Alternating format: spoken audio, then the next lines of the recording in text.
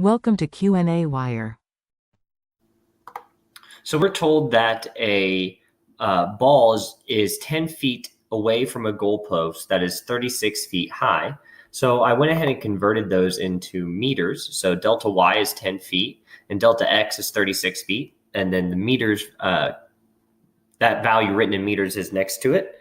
Okay, so the first thing we're asked to do for part A is to figure out the minimum angle kicked in order to be able to kick it over that goalpost. So regardless of the initial speed, the initial angle, tangent theta, is equal to the opposite, which is delta y, divided by the adjacent, delta x, since it makes a right angle. So therefore, we can solve for theta by taking the inverse tangent of both sides. And we find that theta is equal to 15.5 degrees.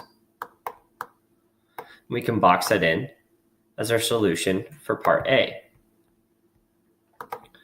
Now for part B, we're asked to find the minimum velocity needed to kick it that far.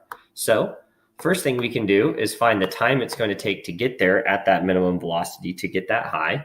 So the time it's going to take for it to get a minimum distance of delta x is going to be from the equation x is equal to velocity times time. So this will be the v velocity in the x direction times the time. Therefore, time is equal to delta x divided by v in the x direction. But v in the x direction is the initial velocity, v0, times the cosine of the angle,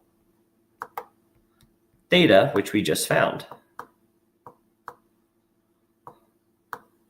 Okay, so now that we know the value for time, we can use the formula delta y is equal to the velocity in the y direction, which is, of course, just going to be v sub 0, v naught times the sine of theta. So we'll just go ahead and write it that way.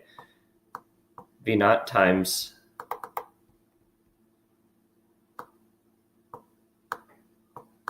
sine theta multiplied by the time, which we just found to be delta x, divided by cosine theta, plus 1/2 times the acceleration in the y direction, but the acceleration in the y direction is minus g. So we'll do minus 1/2 g, which is the acceleration due to gravity, times time squared. So this is going to be delta x squared divided by v of 0 squared times the cosine squared of the angle theta. Okay, well, the v naughts over here are going to cancel out. Oh, actually, I forgot to write it.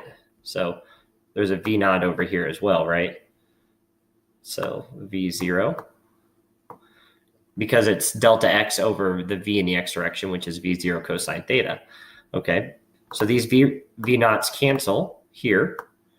And we know everything else in this expression except for the v of 0, which is what we're trying to find. So we can go ahead and solve for that.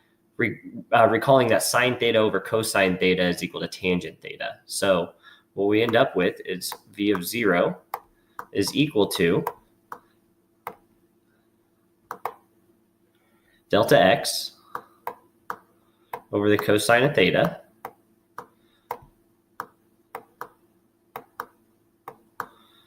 multiplied by the square root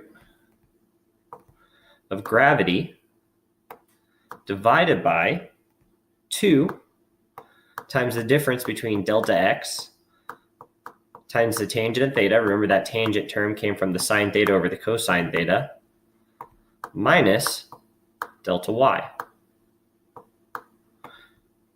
So carrying out this expression, we find that the initial velocity is equal to 12.2. And the units here, of course, are meters per second. And we can box that in as our solution for part B.